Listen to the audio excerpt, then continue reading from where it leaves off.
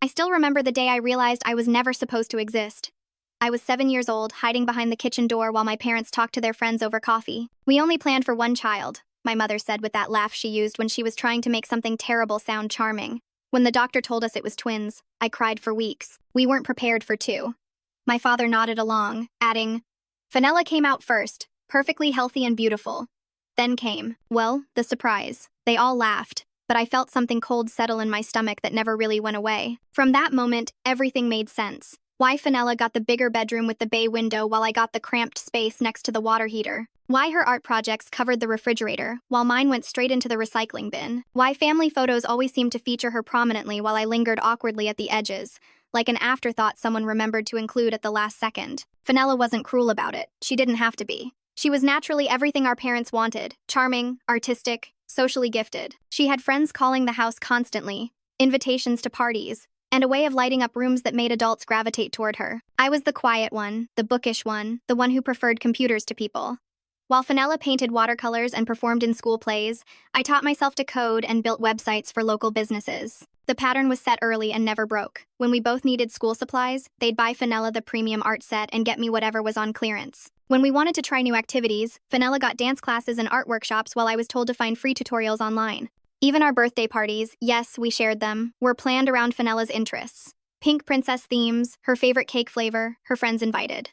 I learned to smile and pretend I loved it all, because complaining only brought lectures about being ungrateful and selfish. By high school, I'd stopped trying to compete. While Fenella dated the captain of the football team and got crowned homecoming princess, I buried myself in advanced programming courses and college prep. I told myself it didn't matter, that I was building something bigger than their small-town popularity contests. But deep down, I still craved just once, for them to look at me with the same pride they reserved for her. The worst part wasn't the neglect itself. It was the gaslighting that came with it. Whenever I tried to voice how I felt, I was told I was being dramatic or making everything about myself. They'd point out how they provided for both of us equally, conveniently ignoring that equal provision doesn't mean equal love, attention, or emotional investment. They'd remind me how lucky I was to have such a wonderful sister, as if Fenella's success should somehow fulfill me by proximity. College was my escape hatch. While Fenella chose a local art school to stay close to home, and close to our parents' continued financial and emotional support, I applied to schools across the country. I'd saved every penny from my freelance web development work, determined to minimize my dependence on parents who saw my education as less important than Fenella's artistic pursuits. The day I got my acceptance letter to Carnegie Mellon's computer science program, I was bursting with excitement. I'd worked so hard for this moment, maintaining a perfect GPA while building a portfolio of real-world projects. I rushed home to share the news, imagining for once being the daughter who made them proud. My mother was in the garden with Fenella, discussing color palettes for her latest painting. "Mom, Dad," I called out, waving the letter. "I got into Carnegie Mellon. Full academic scholarship." My mother glanced up briefly. "That's nice, dear. Fenella, what do you think about this shade of blue?" They returned to their conversation about art techniques while I stood there holding my future in my hands, invisible once again. My father eventually looked over and said, "Good for you. Just make sure you pick something practical that'll actually make money." It wasn't exactly the celebration I'd dreamed of. The 4 years I spent at Carnegie Mellon were the best of my life up to that point. For the first time, I was valued for my mind, my skills, my potential. Professors noticed my work. Classmates sought out my expertise. I landed internships at major tech companies and graduated summa cum laude with job offers from Google, Microsoft, and several promising startups. I chose the startup route, joining a company that developed AI-driven educational platforms. Meanwhile, Fenella graduated with a fine arts degree and moved back in with our parents. She talked about being an artist, but spent most of her time posting on social media and dating a series of guys who were impressed by her looks but uninterested in supporting her artistic ambitions. Our parents didn't pressure her to move out or get a real job the way they'd pressured me. Instead, they converted the garage into a studio space for her and covered her expenses while she found her artistic voice. The contrast was stark during my rare visits home. I'd arrive in rental cars from my business trips, wearing professional clothes and carrying the confidence that came from being respected in my field. But the moment I walked through that door, I became invisible again. Dinner conversations centered on Fenella's latest painting or her relationship drama. When I tried to share news about my work, promotions, successful product launches, industry recognition, their eyes would glaze over. "That's nice, sweetie," became their default response before turning back to whatever Fenella was saying. It hurt, but I told myself I was building something they couldn't understand. My bank account was growing, my career was thriving, and I was finally becoming the person I'd always wanted to be. I convinced myself their approval didn't matter anymore. that I'd outgrown the need for parental validation. I was wrong about how much it still affected me, but I was right about one thing. I was building something bigger than their narrow definition of success. By age 25, I'd helped scale my startup from 12 employees to over 200. When a major corporation acquired us for $50 million, my equity stake meant I never had to worry about money again. I bought a beautiful condo in Seattle, traveled the world, and started angel investing in other tech companies. For the first time in my life, I felt truly free. That's when I met David. He was a fellow engineer at a conference in San Francisco, brilliant and funny, with kind eyes that actually lit up when I talked about my work. We started dating long distance. Then he relocated to Seattle when things got serious. David was everything I'd hoped for in a partner, supportive, intellectually curious, and completely unimpressed by the social hierarchies that had defined my childhood. He loved me for my mind, my ambition, my slightly awkward sense of humor. With him, I felt seen in a way I'd never experienced. When David proposed after 2 years together, I was over the moon. We started planning a small but elegant ceremony, maybe 50 people, somewhere beautiful but not ostentatious. I'd never been the type to dream about massive weddings. But I did want something meaningful. Something that reflected who we'd become as a couple. We talked about a venue overlooking Puget Sound, maybe a string quartet, definitely excellent food and wine. Nothing crazy expensive, but quality everything. That's when I made my first mistake in years. I assumed my parents would want to contribute. Not because I needed their money, but because I thought it might be a way to finally bridge the gap between us. I'd seen how much they'd invested in Fenella's various endeavors over the years, and part of me hoped that my wedding, their daughter's wedding, might be the thing that made them see me as worthy of the same investment. I called them on a Sunday afternoon, excited to share our plans. David and I set a date, I announced. The 15th of June next year. We're thinking something small but beautiful, maybe 50 people. There was a pause, then my mother's voice, strangely flat. Oh, well, that's sudden. Sudden? We'd been together for 3 years, lived together for 2. But I pushed forward. We were hoping you might want to contribute to the wedding fund. I know traditionally parents help with these things. Another pause. Then my father's voice in the background, though he was clearly talking to my mother, not me. We can't afford 2 weddings this year. 2 weddings? What was he talking about? My mother came back on the line. Sweetie, we need to talk about this in person. Can you come home next weekend? Something in her tone made my stomach drop, but I agreed. I thought maybe they were worried about finances, or wanted to be more involved in the planning. I had no idea what was really coming. The drive home felt longer than usual.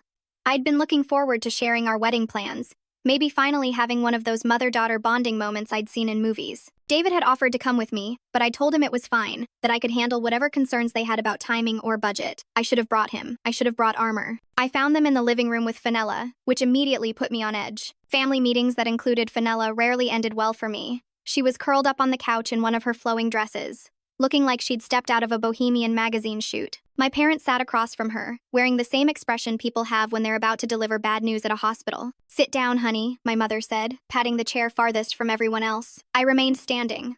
What's going on? You sounded weird on the phone.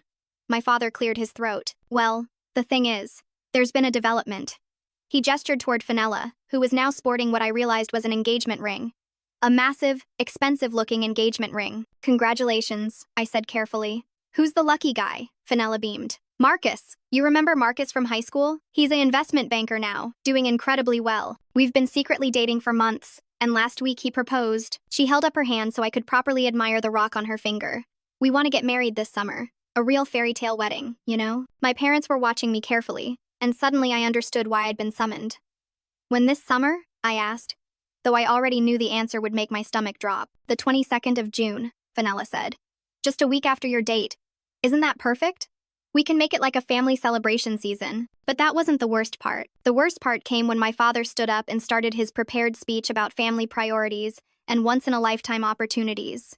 Marcus came from a wealthy family, he explained. This was Fenella's chance to have the wedding she'd always dreamed of, to make connections that could launch her art career, to secure her future. They'd already put down deposits at the country club, hired the best caterers in town, ordered flowers that cost more than most people's cars. The thing is, my mother said, her voice taking on that false brightness she used when delivering devastating news. We've had to reallocate some of the funds we'd set aside for future family events.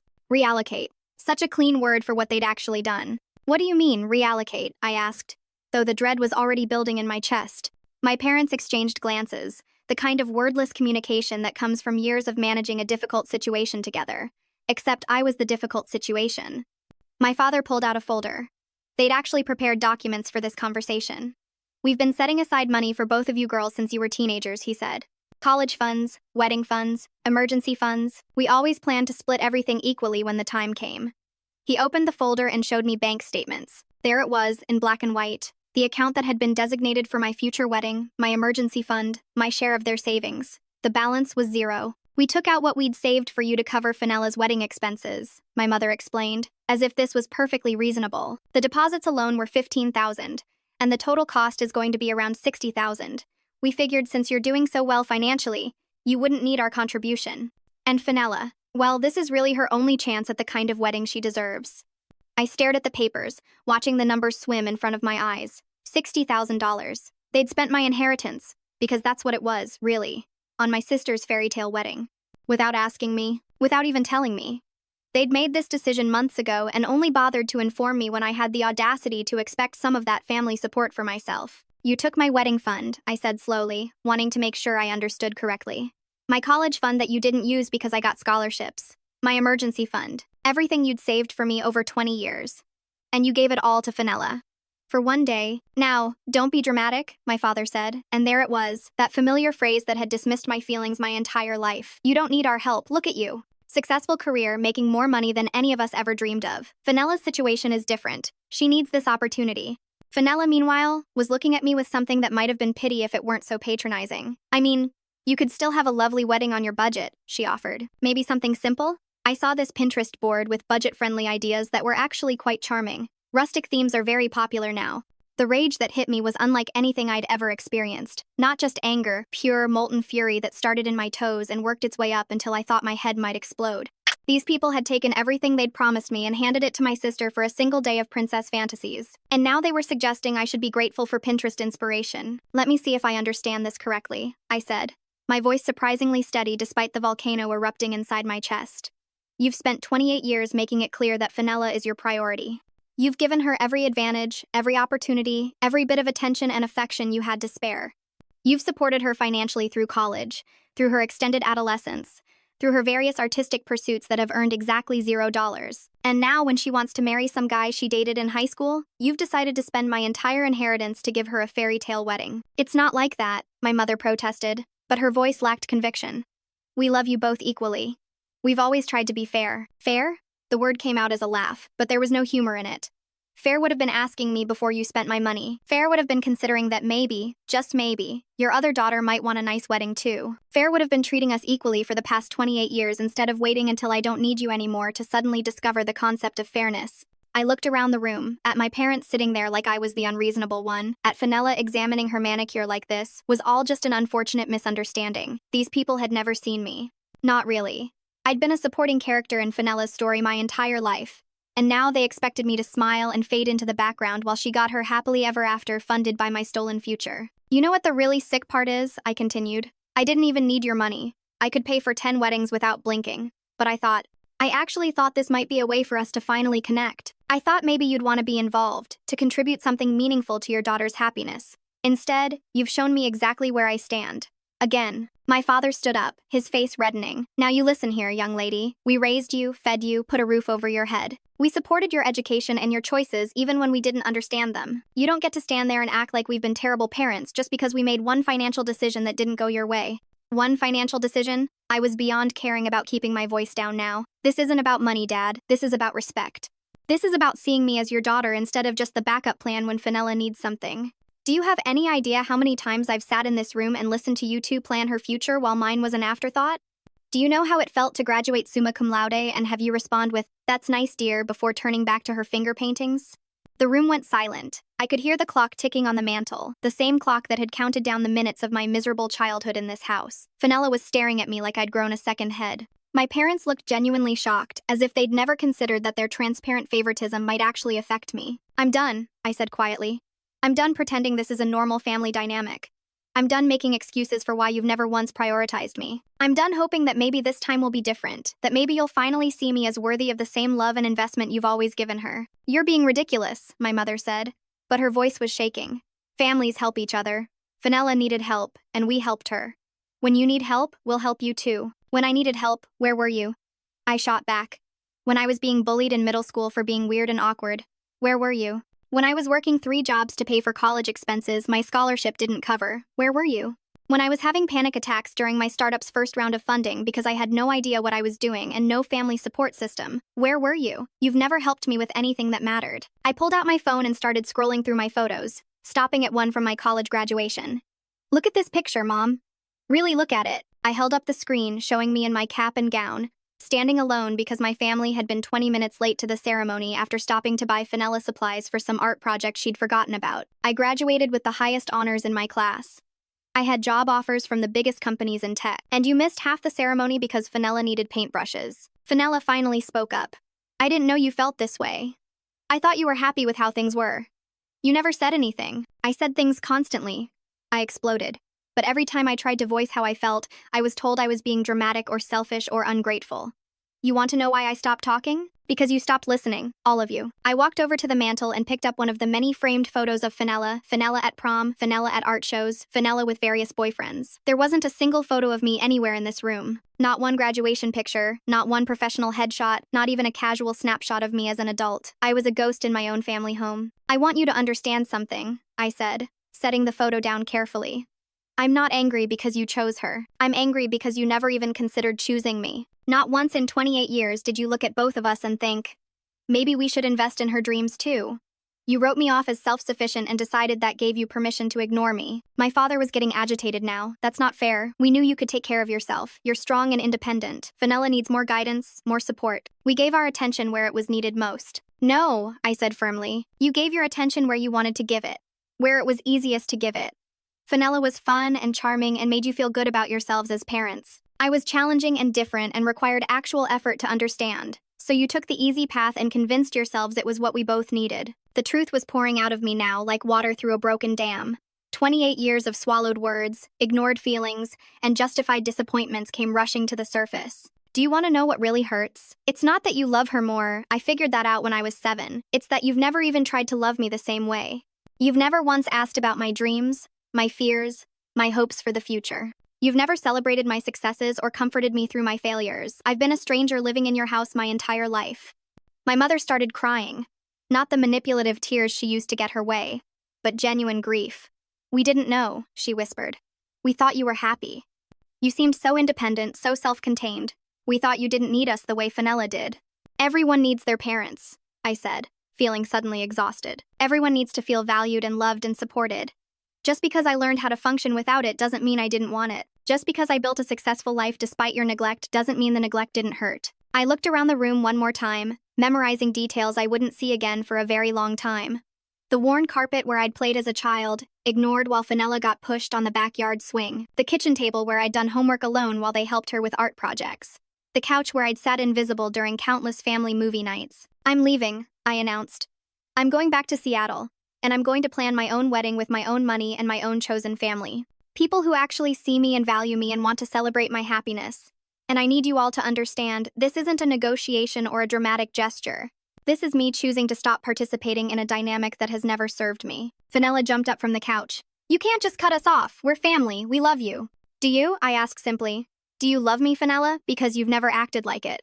You've accepted all the advantages our parents gave you without ever questioning why I wasn't getting the same treatment. You've watched me be ignored and dismissed and marginalized for decades. And you've never once stood up for me or even acknowledged that it was happening. She opened her mouth to protest, but I held up my hand. I don't need your defense now. I needed it when I was 12 and crying because they missed my science fair to attend your art show. I needed it when I was 16 and they bought you a car but told me I could walk to my job.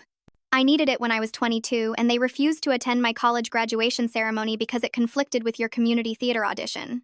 The silence that followed was deafening. They couldn't deny any of it because it was all true. Every slight, every dismissal, every moment when they'd chosen her over me was documented in my memory with crystal clarity. I walked toward the door, each step feeling lighter than the last. For the first time in my adult life, I wasn't trying to manage their emotions or minimize my needs to keep the peace. I was simply telling the truth and walking away from people who had never deserved my endless attempts to earn their love. Wait, my father called after me. You're really going to throw away your entire family over money? Over a wedding? I turned back one final time. This was never about the money, Dad. The money was just the last straw. This is about 28 years of being treated like an afterthought. This is about watching you move heaven and earth for her while I got leftover attention and hand-me-down affection. This is about finally accepting that you are never going to see me the way you see her, and choosing to stop breaking my heart against that wall. My mother stood up shakily. What about Thanksgiving? Christmas? What about when we want to meet our grandchildren someday? You made your choice about what kind of relationship we'd have, I said calmly. You chose it every day for 28 years. I'm finally making mine. Maybe someday, if you can acknowledge what you've done and commit to doing better, we can try again. But I'm not holding my breath, and I'm not postponing my happiness while I wait for you to figure out how to love me. I got in my car and drove away, watching their house disappear in my rearview mirror. I didn't cry. I'd done enough crying over these people. Instead, I felt something I hadn't experienced in relation to my family since I was a child. Hope. Hope that I could build something better. Hope that I deserved more than scraps of attention and conditional love. David was waiting for me when I got back to Seattle, and I told him everything. About the money, about the decades of favoritism, about the decision I'd made to step away from toxicity disguised as family obligation. He held me while I processed it all, and then we started planning our own wedding. A beautiful celebration surrounded by people who actually wanted to be there, who were genuinely happy for our happiness. 6 months later, Fenella's fairy tale wedding happened right on schedule. I saw the photos on social media, elaborate flowers, designer dress, picture-perfect venue. It looked exactly like every other expensive wedding I'd ever seen, beautiful but impersonal, more about the spectacle than the love story. I felt nothing looking at those pictures. No envy, no regret, just a mild curiosity about people who used to be important to me. 3 years passed in blissful peace. David and I had our wedding, intimate, meaningful, perfect for us. We bought a house, adopted a rescue dog, and built the kind of life I'd always dreamed of. I threw myself into work and philanthropy, funding scholarships for first-generation college students and starting a nonprofit that provided coding education to underprivileged kids. My life felt full and purposeful in ways it never had when I was trying to earn approval from people who would never give it. Then my phone rang on a Tuesday morning in March. I almost didn't answer. I'd blocked my parents and Fenella on everything, but this was calling from my aunt's number. Something about the early morning timing made me pick up. Hello? I said cautiously. Oh, thank God, you answered. It was Fenella, crying so hard I could barely understand her words. I'm using Aunt Marie's phone. I know you blocked us, but I didn't know who else to call. There's been an accident. My stomach dropped. Despite everything, they were still my family, and the idea of something terrible happening to them wasn't something I could just dismiss. What kind of accident? Is everyone okay? Dad was driving to pick up Mom from her doctor's appointment, and a drunk driver ran a red light. They're both in the hospital. Dad's in surgery for internal injuries, and Mom has a traumatic brain injury. The doctors aren't sure. She broke down completely. I found myself automatically reaching for my keys, the old patterns of family crisis management kicking in. Then I stopped. I'm sorry that happened, Fenella. That sounds terrifying and awful. But why are you calling me? Because I need help, she sobbed. The medical bills are going to be enormous. Dad's been out of work since his last heart attack, and Mom's insurance barely covers anything. They're going to lose the house. I don't have any money. Marcus and I got divorced last year, and I'm living in a studio apartment and working retail. I don't know what to do. There it was. After 3 years of no contact, after decades of being treated like I didn't matter, they needed something from me. And not just anything, they needed the one thing I had that they couldn't get anywhere else: money. Significant money to solve a problem that would require sacrifice and difficult choices. What about the $60,000 you spent on your wedding? I asked quietly. What about all those connections Marcus's wealthy family was supposed to provide? What about the art career that wedding was supposed to launch? Silence. Then, in a very small voice, it didn't work out the way we planned. I closed my eyes and took a deep breath. Part of me, the part that had been trained from birth to fix everyone else's problems, wanted to drive to the bank and write a check that would make all their troubles disappear. But I thought about the 3 years of peace I'd had. I thought about my wedding, which had been beautiful and meaningful without their presence. I thought about the holidays I'd spent with David's family, where I was welcomed and valued and treated like I belonged. I'm sorry you're going through this, Fenella. I really am. But I can't be your solution to this problem. You can't be serious, she said, her voice shifting from pleading to angry in seconds.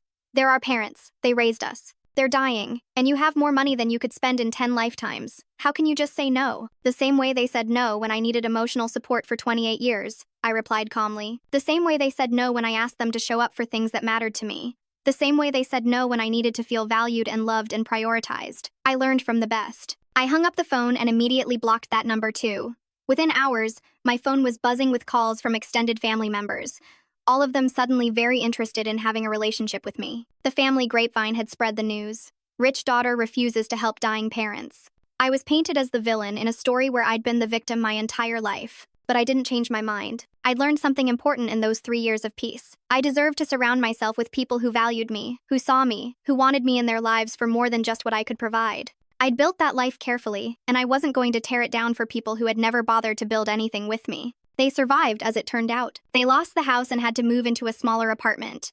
They declared bankruptcy and navigated the complex world of social services and payment plans. It was hard and humiliating and probably changed their lives forever, and I felt nothing. Not satisfaction, not guilt, just the continued peace of knowing I'd finally learned to choose myself. 6 months later, I changed my phone number and moved across the country for a new job opportunity. David and I started fresh in a place where no one knew our history, where I could be just myself without the shadow of a family that had never deserved me. I sent one final email to my aunt, asking her to pass along my new address in case there were legal documents that needed to be signed, but making it clear that the door I'd closed would stay closed. The last I heard, Fenella was still working retail and living paycheck to paycheck. My parents had moved in with my aunt, their health permanently compromised but stable. They'd apparently spent a lot of time trying to understand what had gone wrong, how they'd lost their successful daughter, whether they could have done things differently. I could have saved them. I had the money and the connections to make their problems disappear, but for the first time in my life, I chose to save myself instead. And that choice led me to a life more beautiful and fulfilling than anything I could have imagined when I was that 7-year-old girl hiding behind the kitchen door, learning she was never supposed to exist. Some people say family is everything, but I learned that chosen family, the people who see your worth and celebrate your existence, that's everything. The rest is just biology and shared trauma disguised as love.